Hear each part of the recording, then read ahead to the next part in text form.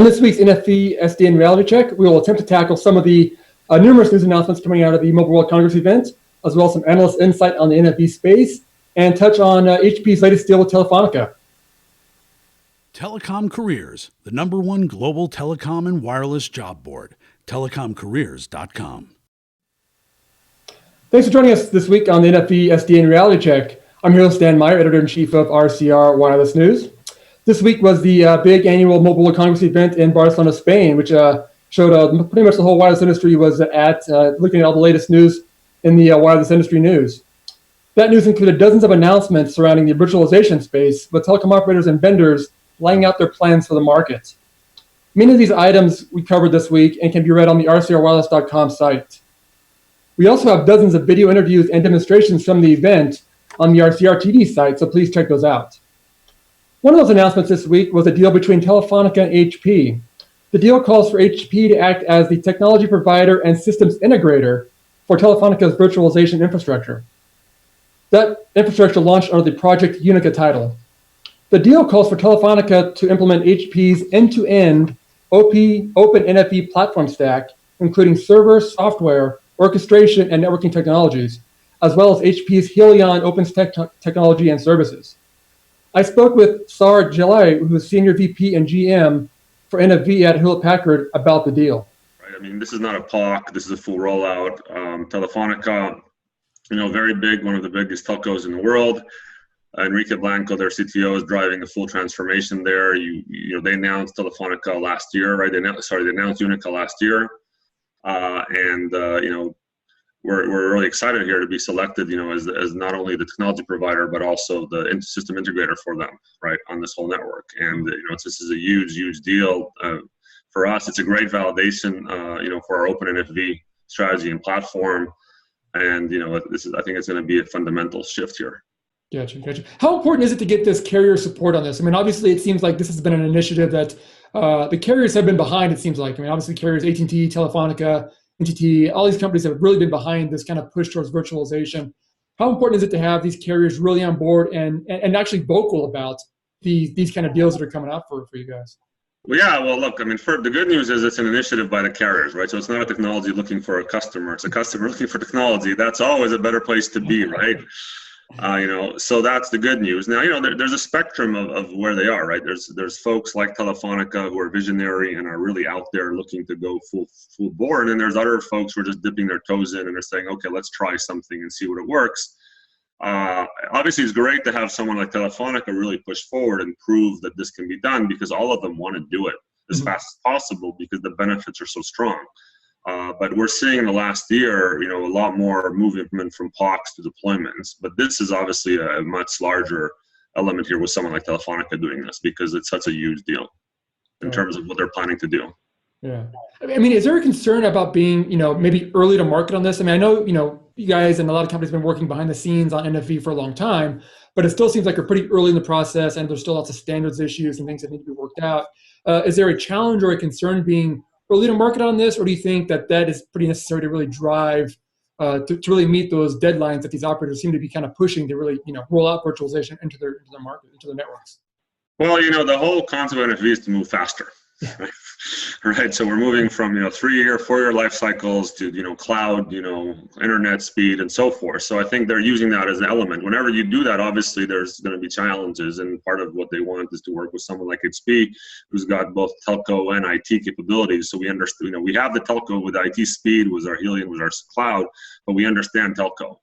And I think that's important. And so, there will be challenges, but they got to go fast. And part of moving to this architecture is understanding that you have to move at a DevOps sort of model. You can't just do things in a very sequential fashion, because if you do, you're going to get overrun by the OTTs, right?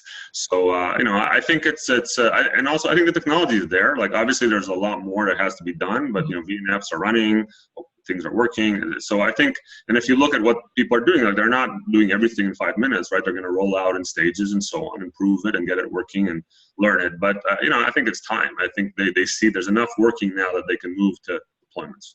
Got it. While there was an abundance of NFV and SDN related news at the Mobile World Congress event this week, the market itself is still trying to nail down business models and real timelines for the deployment of NFV and SDN. RCR Wireless News caught up with current analysis Peter Jarek, Affirm CEO Dr. Hassan Ahmed, and Elephant Talk CTO and COO Martin Zerbier on the topic.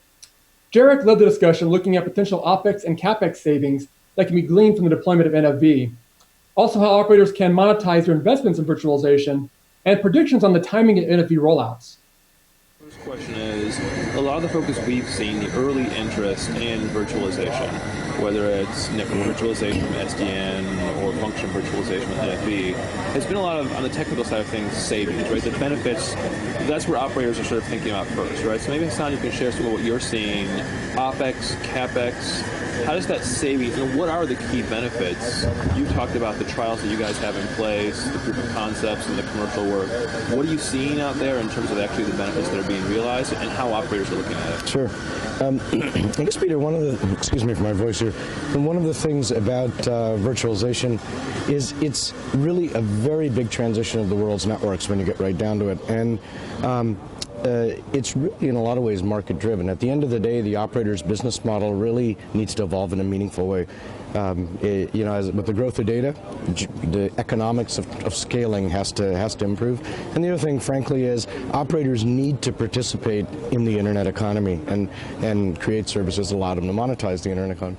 And so, what virtualization really does for networks is bring both of those facets together in one place.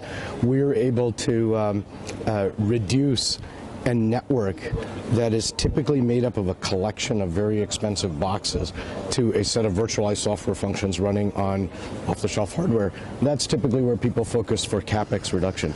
But the reality is that if you do virtualization well and you really think about the overall service architecture, then you can make it dramatically easy to create new services and also just to manage existing services. You know, the statistic basically is in today's networks, to make even the smallest service change is about a 9-month experience, and with the service architecture that we do at Affirmed, you can do that in literally hours, and that really helps the operators' CapEx and their revenue generation capacity, and that's why I think this is a technology that's really going to underlie the networks for a long time. So I guess maybe then just a direct question on that. When you talk about this being about transformation of the operator, does the operator really need to be in that mindset of, I'm going to put a lot of time behind transforming myself? Because that's tough for some operators. I mean, you guys work, obviously you were announced last year, the work with AT&T, who's clearly a thought leader in terms of transforming their network. A lot of other folks might not be quite at that same, I don't want to say revolutionary spot, but I mean, how should they think about that, of who this is right for? Sure. Look, I think networks are going to transform regardless. It's something you can get there rapidly, the way the folks at AT&T have been with thought leadership. You can get there incrementally, but either way, you're going to end up in a spot where networks are meaningfully transformed. I'll tell you quite honestly. What we see, even in the initial steps that people take, they're focused on reducing costs as a first step, largely because data is growing at a much faster rate than the old architecture can be commoditized. Sure. Yeah. I mean, outside the packet core, what are you guys seeing in Elephant Talk in terms of the savings? We see, and depending of course where actually a mobile operator stands at that point, we see savings up to a TCO of 75% minus, wow, sometimes even 80%. So when you really talk that, time, and as he was talking, Hassan was talking, time to implement is like from 2 years back to 4 months. Time to have a new price list inside is from 4 months to 5 minutes when it's necessary, including data throttling and everything automated. Because it is not only so that the systems, because when you have legacy systems built next to each other and on top, and they build further on top and it becomes more legacy, you need more people to control. Actually, these systems, because it's all software, virtualization, we all talk about power, CPU, and memory. So what happens is that you actually start integrating all the elements much deeper. So because you have deeper integration between all the elements, you have more control of your full mobile operations. You have faster reactions to the market when it is needed. You are actually becoming a leader because you can actually set the pace in the market. And that's actually, so it is not only the TCO, the total cost of ownership of the, let's say, systems, it's also the way how your market perspectives, how you go into the market with new products. And it changes actually completely the way an operator should think and actually is working today. Great, wonderful. Thank you, guys. Great answer. So, Martin, I guess a good follow-up question. Let's think about monetization, right? When we talk with some of our customers, as they market NFV, as they market SDN, a lot of what they're thinking about is the savings, as what we talked about. Monetization seems to be a harder issue. We all know you really can't save your way to growth, right? You can save your way to a profit, but you can't save your way to growth. How do you think about monetization and what opportunities, let's say, NFV opens up for monetization? That's a good question. When you look to the overall picture, yes, of the systems itself, and when you look to the possibilities, a mobile operator these days, and when I look to an iPhone or a Samsung, whatever, and you look to how beautiful it is with all the apps inside, actually the new systems are actually network function virtualization is actually an iPhone with all the apps inside. So based on that, actually telecom itself becomes from very complexity a very simple system. So what happens is a mobile operator will go to the next phase in its possibilities. For instance, use its own capacity in lines to many places in a country, where actually it can connect to stadiums, bus stations, railways. So actually you start connecting other possibilities within the total system. The one other more very important element is that by going 4G, 5G, yes, you will get more people who will start hacking from around the world. More people have access to hack. So what happens is the way how we build systems, actually, we also try to upgrade because we have more control to get more security. So when you look to the investment and you look to all the elements and you see with also, because we work fully API based also, you can integrate banks, you can integrate access control, you can integrate identification control, much better than anything else and more secure because we are the base, we are the core, with direct information from the core. Data mining when as it needed, to protect, and all kinds of other things are much more wide. Yes, that's the reason the Googles of this world are starting in MVNO, because they see even with their elements, yes, you cannot get as much as when you are a system like ours, fertilized, yes, with all that information you have. So really security and new applications that allow you to attack new markets. Yes, and using your old systems, like your lines and fibers, to many, many locations in the countries for all kinds of other services. Because you actually can start concentrating, instead of concentrating only on the business what you're doing in selling a mobile phone with a SIM card to have some minutes, you actually start using all your elements of all your systems in a different way. Your access control, you get, because systems like Affirmed Networks, you actually can go to parental control through a GTSN. You start controlling the complete environment, not only for the MNO, but also for the end customers. So your business model completely changes by the new things we are developing today. And are you seeing some of that, Hassan? Yeah, absolutely. In fact, Alphontoxon has a vision that's really leading edge. I would say actually that to your point about monetization being a second thought in the operator's mind, that's pretty normal, I think, because you have to have a network before you can utilize it. But the one thing that's clear is it's going to happen, and the reason is that you can forecast very clearly that data access revenues, which have been growing in the operator's world, will start to tail off in about a 3 to 4 year time horizon, and therefore you need digital services coming up to take up the slack in some sense. The biggest problem in today's legacy network architectures is just simply that they're so inflexible. It's a year-long experience to do anything. You look at the Googles of the world, as Martin mentioned, and they can innovate much more rapidly. That's where the operator has to be. Has to be able to innovate in internet time, and that's where the service architectures of NFV make a big difference. When you can reduce 9 months to hours or minutes, now you can experiment with business models. Great. Thanks, guys.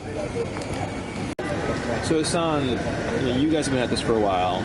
We've been talking about this for a while. I mean, if we look back at it 2 years ago, World Congress 2013, we saw everyone talking about SDN. Half of what they talked about in SDN was really NFV. We didn't know the words very well. The market was trying to understand it. Last year we talked a lot more about going forward. We saw some great initial work. AT&T announced they're doing Domain 2.0. We're slowly moving forward. We've got proof of concepts. You talked about the trials. What does market timing look like? Because on the one hand, we know this is new. On the other hand, it feels like we've been talking about it for years, and yet we can't point to lots of great examples of where this is taking place.